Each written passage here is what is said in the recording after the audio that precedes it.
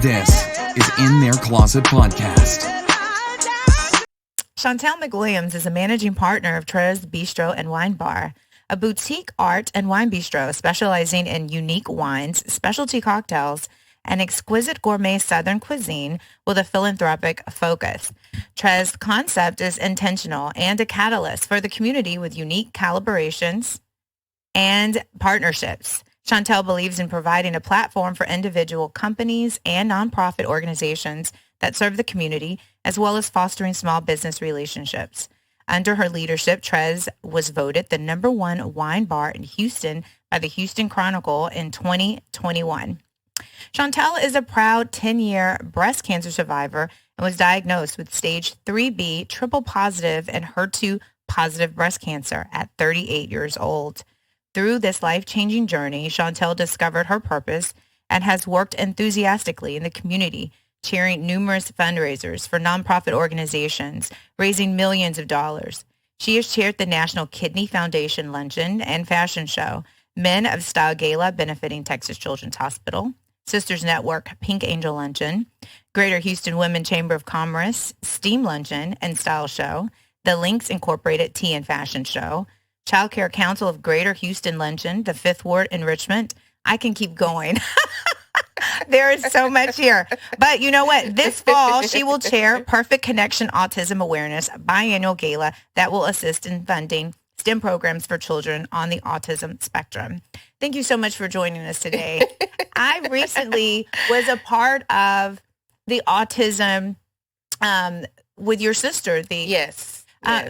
That one was Perfect Connection. Perfect Connection. Yes. And that was beautiful. Thank you. I was not expecting to be, because I know about autism. It's kind of something that I've recently learned about maybe in the past 10 years. Yes. But I feel like more and more is coming. So this was a great way to make me more aware of it. I wasn't aware that Faith's son had this. Absolutely. Or that even the young man that got up to speak. Yes, so eloquently. Impressive. So impressive. Yeah. It's so many different, that's why it's called spectrum. Yes. It's so many different levels of autism.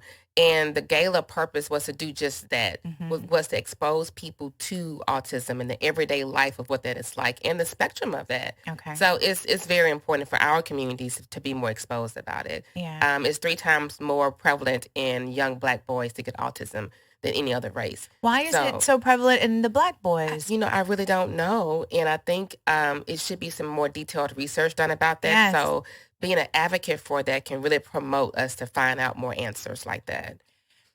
2 of my nephews were both diagnosed back to back. Wow. I thought maybe it was a one-time thing, but both of my sister-in-law's sons, both, and then my brother-in-law, these are all on my ex-husband's side. My brother-in-law, his daughter also has autism. And the way that it happened, like you're just watching the milestones. And then once it happened, I was asking my ex-husband, like, is this hereditary? Yeah.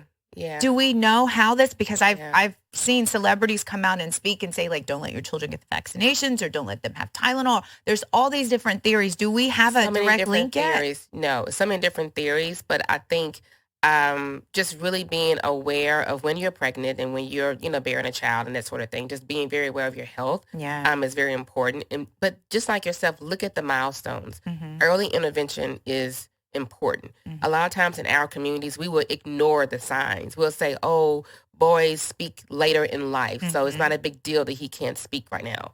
When those things are prevalent factors for us to consider early on. So I think early intervention and really getting the little ones the help they need early on. Okay. And so you saw Kaylin at the gala just speaking so eloquently because the early intervention was important. Yes.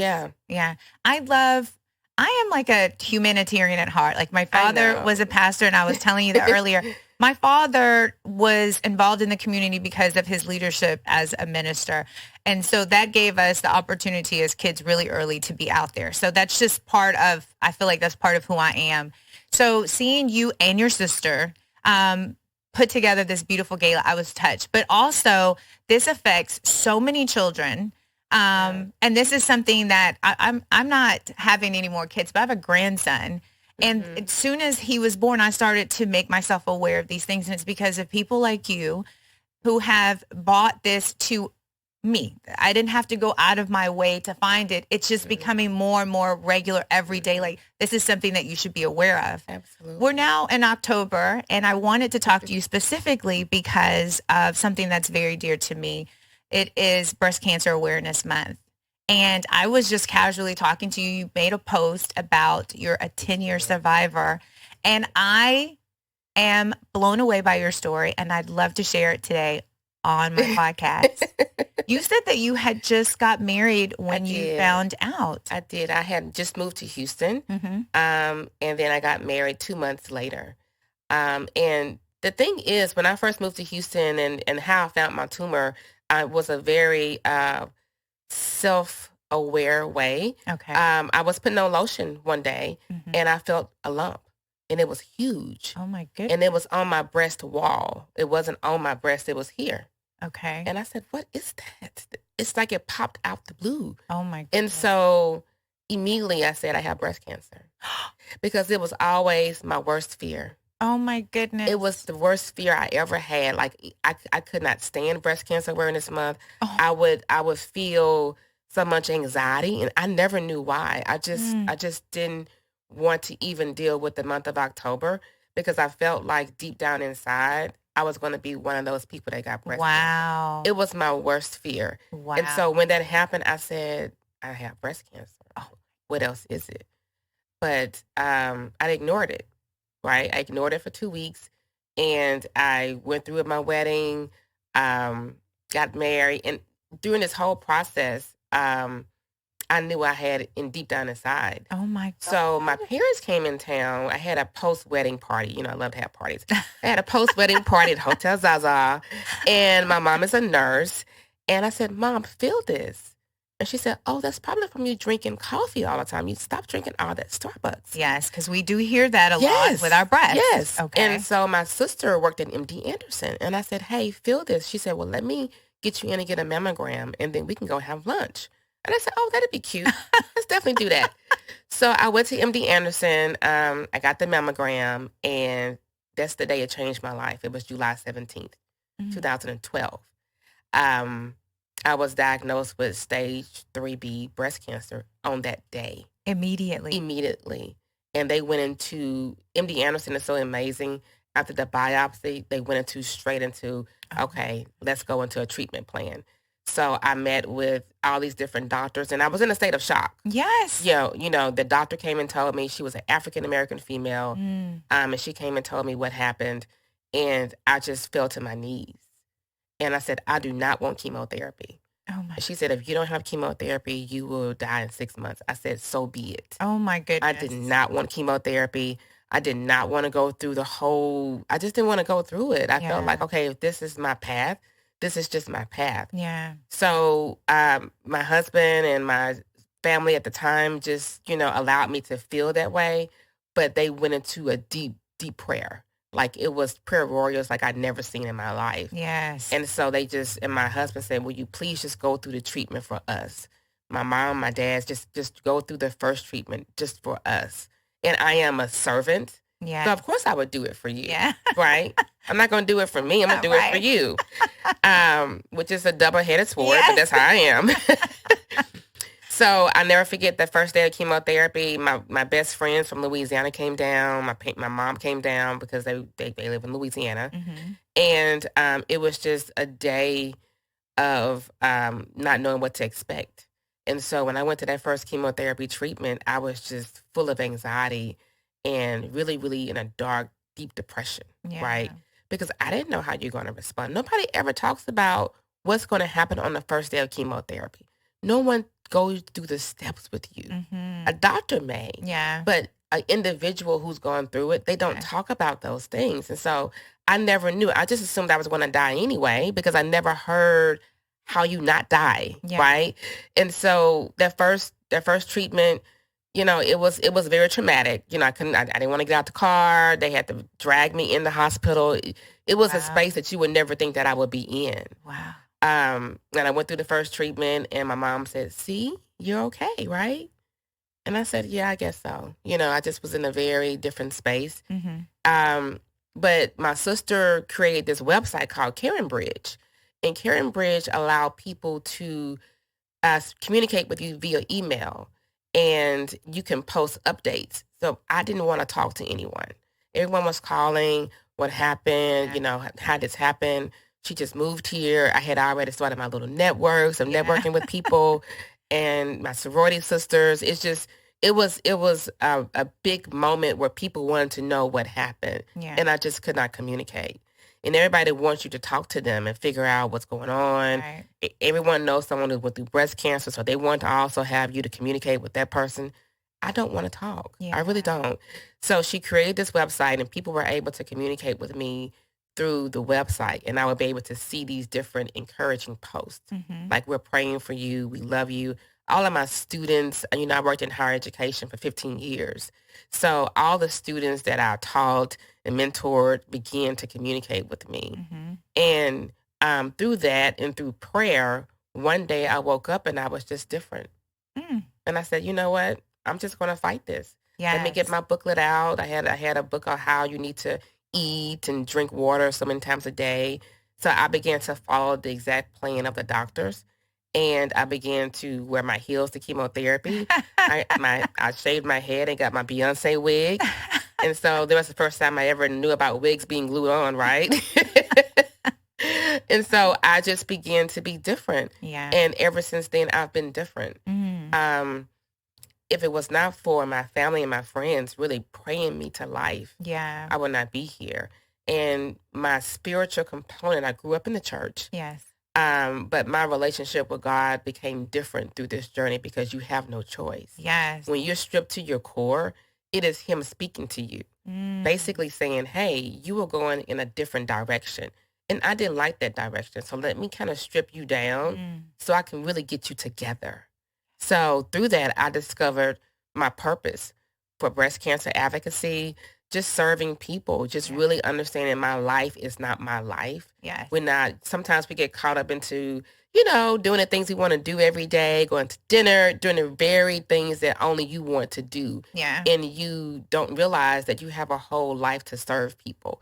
And quite frankly, that's where I was. I just moved to Houston. Houston is amazing, right? I was trying different restaurants. I was just having fun. And he just didn't like that direction. So I had to go pause for a minute. So for about 2 years, I was in active treatment. I did 6 months of chemotherapy. I did 6 weeks of radiation therapy. I did a year of HER2 positive therapy. I also had 5 surgeries. So it took all of that to really make me understand that my life has a different purpose than what I thought it did. So through that, I just began to become a vehicle in the community and began to serve people on a different level. When you're in a sorority, you serve in a very organized way, but I felt like I needed to do a little bit more out there as well because my life was preserved. So I really owed that to God, right? And so when you realize that you were kept here, because my story didn't have to be this story. I could be in the grave right now. So when you realize that your life was preserved, I got another chance. And I just can't mess that up. So I'm very intentional even about friendships, relationships, anything that's in my space. I'm very intentional about that. And so I want to make sure that I'm doing what I'm supposed to do for the rest of my life. And so my story has just been 10 years of that. Like when people see me, they don't know I've gone through breast cancer, but I was a 00. I was skin and bones for months. And so I've been down to the core of just really only having to lean on God, right? And so when you go through something like that, you're just different.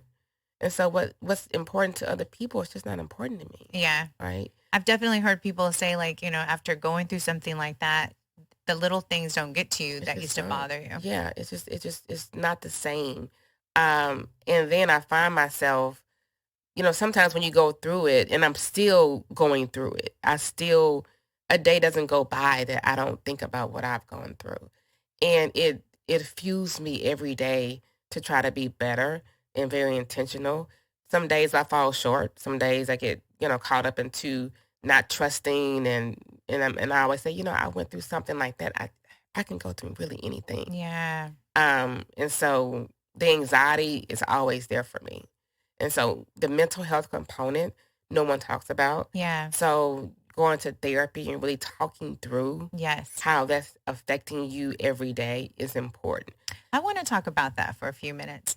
So I feel like the anxiety for this disease before it even came was there. It was. And there was a mindset there. It was. And then you began to change your mindset. And you say that you also got help and you talked to someone. But what is your mindset like now? Are there affirmations? Are there words of gratitude? What are you doing every day? Because after going through that, it could be very easy to embrace that mindset again. Like, I'm afraid this will come back. Oh, for sure. Or it's breast cancer awareness and it's everywhere in October. Everywhere. And you're like, there it is again. A reminder. We're talking about it on the podcast. What do you do now? So true. It's so true. Every day, it is a sense of struggle for me that I have to wake up and choose to be positive and understand that it's not going to come back. Yes. Because there is a chance that it can always come back. Yes. Right. And so I went to a therapist when I was going through chemotherapy, and I didn't like her. Mm-hmm. She asked me, "Do you have a high school education?" And I was so offended. I was like, I have 4 degrees. Like, what are we doing right now? Right. So I didn't go back to therapy, which was something that I should have done. I should have went back to therapy. I should have gave another therapist a try. I was just speaking to Mia Wright about this, and she said, you know what? When we go to a hairstylist and we don't like them, we try a different one. Right. We don't stop getting our hair done. Yeah. That's a very good point. It was a very good point. Yeah. And I said, you're right. I just stopped. And I said, you know what? I'm ready to get back to trying to mentally be healthy when it comes to the whole breast cancer experience. Yes. So I've started back therapy just to make sure that I have a vehicle to express how I feel inside daily. Mm-hmm. And I've started journaling. My sister Liza, who you've met, she's a huge vehicle when it comes to making sure you have a journal and making sure that you have someone to speak to about your feelings, because they are your feelings. Yes. And I went to a point where I was just doing so much in the community to burnout was becoming a part of my life. Yeah. And I never forget one of my Link sisters, Sonia Stevenson. She's the First Lady of Fort Bend Church. She said, God doesn't want you to be burnt out. Right. She said, so you need to slow down. Mm-hmm. She said, that's not how this works. Right. And I was like, oh, I thought I was supposed to be doing all these things. She said, no, it doesn't work that way. Yeah. So just trying to find the balance of being grateful that I'm still here and not overdoing it where I'm burnt out, where I can't be a true asset to the community. But yeah, the thought that these things would come about again, mm-hmm. Absolutely. Yeah. Yeah. You're a huge part of the community. There is a list of all the different organizations. I mean, it is extremely impressive. I thought I did a lot. I've been living a long time, but I'm going to keep on living because this list is so impressive. I didn't mention, but I will now, Shawntell is affiliated with numerous organizations such as the Links Incorporated, Junior League of Houston, Alpha Kappa Alpha Sorority Incorporated, Leadership Houston, Class 34, and she lives by the Chinese proverb, the journey is a reward. This has been a very intentional journey where you have taken something that's happened to you and said, this isn't just me. I'm going to help other people, not just in this cause. I'll help in whatever cause I see. Yeah. Absolutely. Were you raised that way? Like, yeah, was it the onset of this or what? Because this is very impressive. Yes, I was raised in a middle-class family, and we were raised in church, so we were always raised to serve and give back. Mm-hmm. But when I joined the sorority, and I learned volunteerism through there. But when I moved to Houston, mm-hmm. is when my philanthropy passion just really exploded. And it was through breast cancer. Mm-hmm. I was a part of the Junior League when I was in Louisiana. And so I just transferred here to that. And they were very instrumental as well when I was going through breast cancer because I was a new Junior League member in Houston. And so, which is also a very organized way to volunteer. It teaches you very beautiful ways to volunteer. But I met some very influential women who were breast cancer survivors, and they saw me volunteering. I would go to chemotherapy, and I would still volunteer, right? And so they said, I'm a survivor, but I don't tell anyone. So I'm impressed that you are very vocal. Yes. And I want to take you under my wings, and I want to Wow. introduce you to philanthropy in Houston. And I just know that was God. Yes. Right. And so I will never forget, she's my mentor now. I love her so much. And so she introduced me to philanthropy, and I got a chance to work on different causes with their auctions and in a very humbling, volunteering way. Yes. Right. So I've been the person to work registration to now being the person to lead the entire gala. Yeah. Right. So I've worked all facets of a fundraiser. And through that, because I worked all facets of it, I'm very humble about it. So, and when people see you a hard worker with no motive in mind, Yeah. right? A lot of times people have motives for what they want to do with certain causes, and I really don't. I just want to help the cause. Yes. And so I think God just blesses those efforts. And so she would migrate me to the right things to do. So I had guidance on that. And I would ask her, hey, so-and-so wants me to do this. Should I do that? And she would say yes or no. So it was a very loving way to introduce me to the beautiful world of philanthropy in Houston, which is overwhelming. Yeah. But I wanted to make sure that it was intentional with my goals and my skills and how I wanted to spend my time. Because volunteerism is hard work. Yeah. Right? That's a good way of saying it. Yeah, it's really a lot of work, but it's so warming. And I wanted to make sure that I was doing the right things, that not being used. Yeah. Because people will begin to pull at you Yeah. all the time. And I wanted to make sure that I was viewed a certain way. A lot of times when you're doing a whole lot, people think that you're trying to social climb or do these different things when I really wasn't, right? But Yeah. a lot of people do. Yes. And so we African-American women are not in mainstream spaces in philanthropy. Yes. And that bothers me. So when I would get an opportunity to lead something, I'm inviting everybody who I know who look like me, because we deserve to be in the room. Yes. And so that began to be my voice. And people would say, well, Shawntell chairs a gala, she's going to fill the room. Yeah. I am. Yeah. Because we spend $500 on shoes. We can buy a ticket to go to a mainstream gala, just like everybody else do. We just choose to do things with our money. So I wanted to make sure that we are represented just like in any other space. And so that became one of my passions with philanthropy. You know, if I'm leading something, if I'm chairing $1 million gala, I think that's great. But I want to make sure I see people in the room who look like me, who have the same opportunity to donate and sponsor, because we have the money to do that, but we never get asked to do it. Yeah. And often nonprofits will say, we would love for you to do this or do that. And I say, well, put me in leadership. If you don't put me in leadership, then I'm not going to be able to do those things, because you're not going to use me for the diversity and for my network, but not put me in a position to lead. Yes. So it's very intentional when you're even talking to mainstream organizations, because sometimes they just want your people. And I'm like, no, put me in leadership. Just seat fillers. Yeah. I said, we are not seat fillers. It's just not that deep. We need to be in leadership, and we need to have a role, and we need to be prevalent in that room. So I want them to be invited to the VIP reception. I want them to have the opportunities that everybody else have. So the philanthropy piece to me is a beautiful piece, but it's still a space where I would like to see us more in. In the Bible, God talks about gifts. I believe it's in Corinthians, and he talks about there's a gift of organization. But giving is also a gift. Yes. How do you protect that gift so that you're not taken advantage of?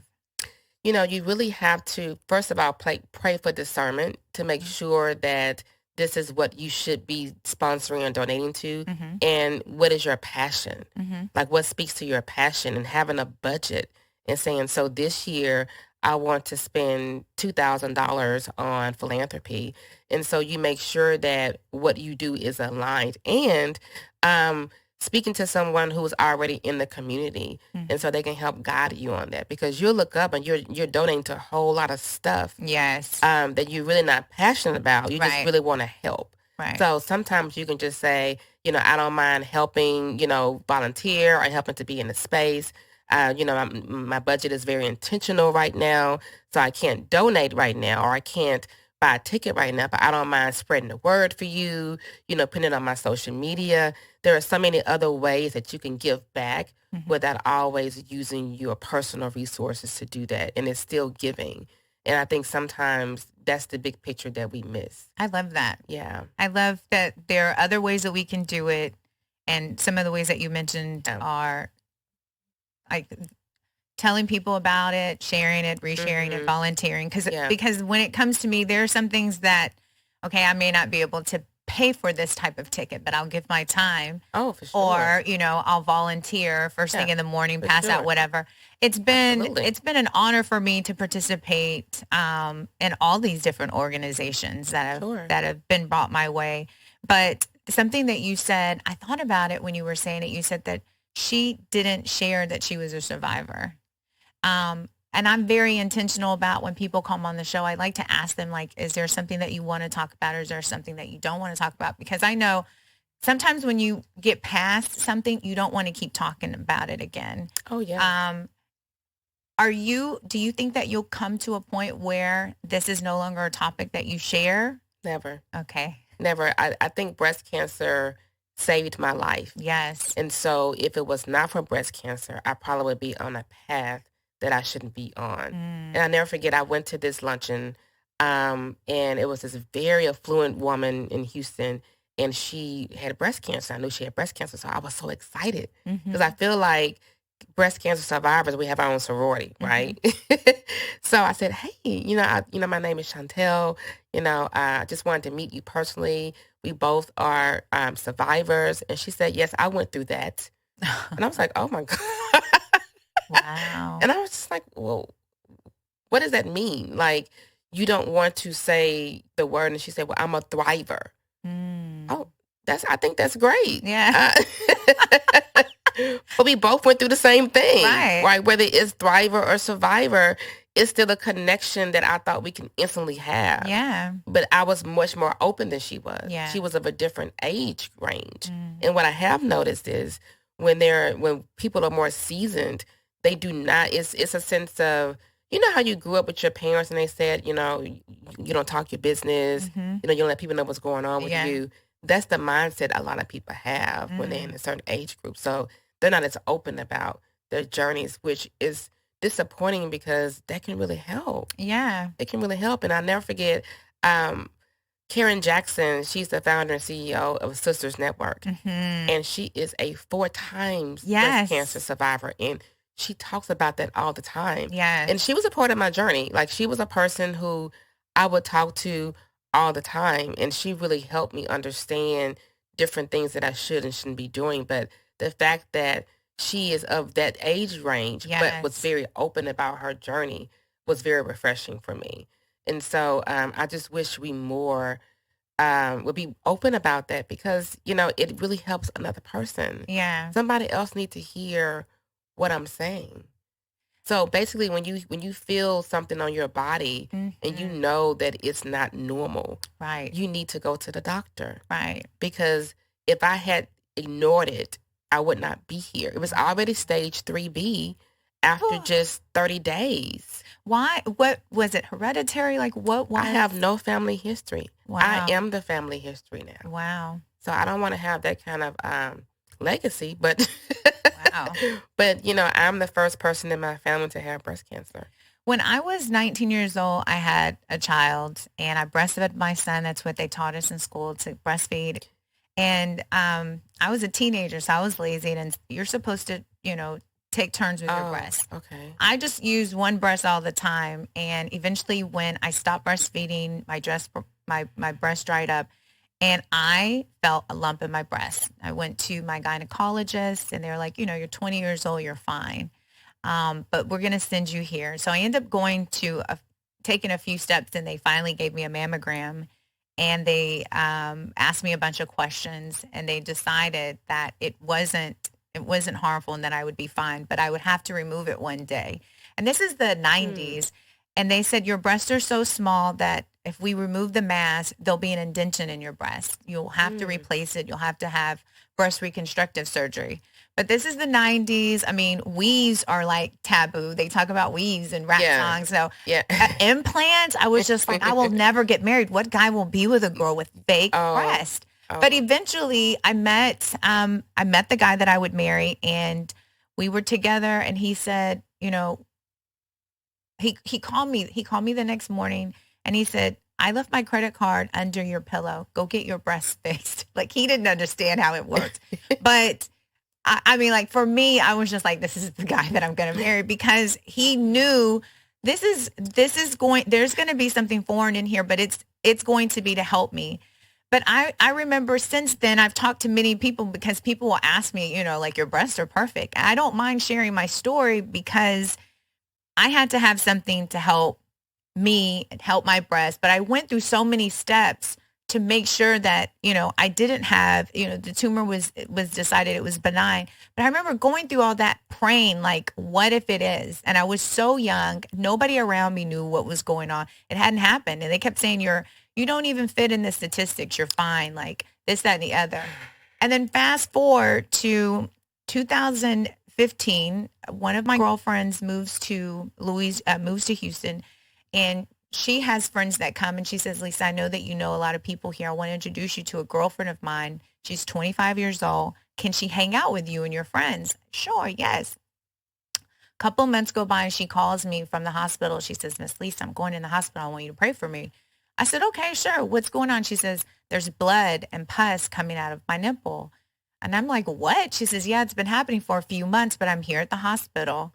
And I said, you'll be fine. You know, everything's going to be fine. Something similar to me at 25 happened. You're going to be just fine. And I tell her my story, and I say, you'll get new breast out of it. You know, we're going to laugh at this. But I've never forgotten that young lady or my story, because she had stage 4 breast cancer. Oh. She had stage 4 breast cancer. She fought really hard. We did walks. We raised money. We did everything that we could. Yeah. She went to chemotherapy, and it metastasized in her bones. Oh. And she eventually died of bone cancer. At 28 years old, fought it for 3 years. I realized that my story, when I shared, and I just shared it, a really fast version, because of time, but my story could have ended differently. My story could have been, it may not have been a benign tumor, or it could have gotten worse at 20 years old. This young lady was 25 when she discovered it. So many things have changed. To be able to have these conversations and to talk to other women about our breasts, about how we're feeling, let's get together, let's pray. But also, you know, what happens when we're in these type of situations? We can get together and have drinks. We can talk about anything. So let's get together. Let's do a walk. Let's get together. Let's raise awareness for our breasts, or raise awareness for whatever is passionate to us. For me, it is my breast, because I feel like something horrible could have happened and it didn't. But just because it didn't happen, I almost felt like I was a part of that community, because I went through so many steps. At 20 years old, I'm like talking to doctors, and they're letting me know this is what it could be. These are the steps to know if it isn't. And because of that, I started Susan G. Komen. I started working with them. And it was just recently that I found out about the Sisters Network. But I found out because of having conversations with other women. Like, do you know that you can be a part of another organization and walk? Oh, yeah. So I'm so glad that you're sharing your story. And I'm so glad when you were talking about your 10-year anniversary that I saw that, because it resonated so much with me. Yeah. And just 10 years is a milestone in the cancer community. It is. But I feel like, you know, every day you should celebrate being alive and being able to tell your story. And it's just so very important, especially as Black women. And as you talk about your breasts, that's like chapter 2, 3, 4, 5, because that's another whole part of the self-imaging part and the mental component, and you wanting to date, and will you look normal, and will you feel normal, and will you have a relationship with someone who accepts the way you look that might not be the typical looking breast. Right. That's another whole issue that I haven't even tapped into. Right. And then how I had polymyositis, which means your muscles begin to break down. And so that was happening to me as I was going through breast cancer. So if I hadn't caught it, then I would be on a cane the rest of my life. And so I had blood clots while I was going through chemotherapy. So I had to inject my stomach every night with blood thinners. So it's not just the chemotherapy. It's all the other things that emotionally confirm that you are strong and resilient. And you were married. You had just got married. And he was like a nurse, basically. My mom is a traditional nurse, but I always called him my nurse. But it seemed as if every time I go to the doctor, I say, it's just something else. And I'm really tired. Yeah. And they were like, okay, so you're tired. So keep going. So the kind of motivation I had around me was just so important. And it made me stronger and resilient. So one day I took on all those positive affirmations. And so I think it's very important to have a good tribe of people. Yeah. You have different levels of friendship and different levels of people. And I watched that as I was going through. I would look up on my website and it's 5,000 people who are saying these positive things to me, which I never knew I had impact on. And that made me realize, my life really is important. Yeah. So let me just really fight this and come out on the other side and to show that it is truly possible. Yeah. But you can't just hold the story to yourself. Yeah. It's just not designed for you to do that. So being able to talk about it often and make it a part of our daily journey is very important. But also the mental component and the self-imaging is critical. And that's where women can connect a little bit more, I think. Yeah. Yeah. We talk about how we feel on the inside and how that's displayed on the outside. That's totally different. Yeah. Yeah. That's the reason why I have the podcast, is because I know, we can look at you and you're like fabulous head to toe, everything you wear, but we don't know that the person that we see, we don't know what you've been through, because you don't look like what you've been through. But what an amazing testimony of triumph, of pushing, persevering. You're tired. I've been around, when my mom has been talking to her friends and her friends say, my mom's name is April, I'm just tired. I don't want to do this anymore. And I know mentally you can get to a place. Yes. But you decided it doesn't matter how tired I am, I'm going to push through it. Because at any point I remember my girlfriend telling me, like, Lisa, can you come up here and tell me some stories? Because I'm just tired. I have nothing to live for anymore. I'm tired of fighting. I want to know what else is out there, because I've been in this hospital room and what am I doing this for? It's a lot. Yeah. I remember the nurse used to tell me, you should walk before you come to chemotherapy. She said, get some sunlight, get some fresh air. And she said, it helps you with your treatment. No one else tells you stuff like that. So mentally it helps you, and physically it helps you as well. And then now when I'm going somewhere and I need to get a dress altered, right? I have to always explain, I'm a breast cancer survivor. So my right breast is not the same size as my left breast. And so I can't wear, it's always a sense of, I have to explain why I'm different, because I'm very, very different. And so some days it bothers me more than others, right? And then some people say, well, it doesn't matter, you're still here. Yeah. So that's how I know sometimes God is speaking to me through other people. Yeah. Because depending on who I'm speaking to, it just really isn't a big deal. Yeah. And then so I found the perfect, seamstress, and he'll say, I'm just going to always on this side do something different than the other side. So that way you can always have the look that you want. Wow. So even at the autism gala, that dress, I was so insecure because it showed some cleavage. Yeah. And I was like, how am I going to look normal? We did not notice. And he said, do not worry about it. And so my makeup artist, she said, I'm just going to put this over there, because you have radiation, your skin is different color. Yeah. So she put makeup over that. And I just said, oh, I look normal, right? I felt normal. Yes. And people always say, well, you are normal. You are. And I always feel like I'm not, because I don't look like a typical normal person would look. Yeah. Yeah. So it's always fighting against the negativity and what you see with self-imaging. And, now with social media, everybody getting plastic surgery, I'm like, what the heck? Yes. Ironically, everyone will think that my butt is fake before they think my breasts are fake. Because thank you, social media. Yeah, but you know what? I love to tell my story of my big old boobs because I feel like, when I was young, I used to say all the time, like, I'm going to get big boobs one day. When I'm 17, 18, they hadn't arrived. And I'm like, I'm going to get these big boobs one day. I didn't think I'd get them this way. But I do share my story because I'm 19 and they're smashing my boob. Yeah. And I'm praying like, every step that I was taking seemed scarier and scarier and scarier until finally they're like, this tumor is benign. You're fine. It's a tumor the size of a golf ball and my breast. And I'm dating guys and they're, what is this, Lisa? Oh, God, yeah. But I'm very happy for that time that I had in my life because I feel like, I chose good people to love. I chose people who loved me for me and not the golf ball in my breast. But also that, my story ended a little different, but it didn't take away the fact that I appreciated everything that I went through. Yes. And that I learned about the Susan G. Komen story because it's a story about her sister. Her sister passed away and she wanted the whole world to know this is what happened to my sister. And I felt like if anything ever happened to me, my sisters better start an organization in my name.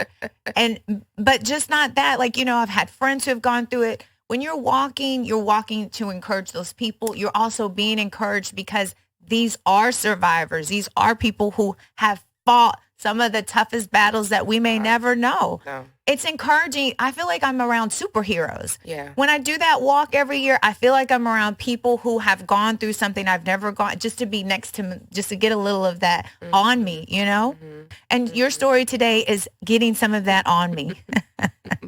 And we want to remind everyone this month to be sure, of course, every month, to check your breasts, to make your mammogram appointments. Yes. And to stay in contact with your doctors, but check on your strong friends.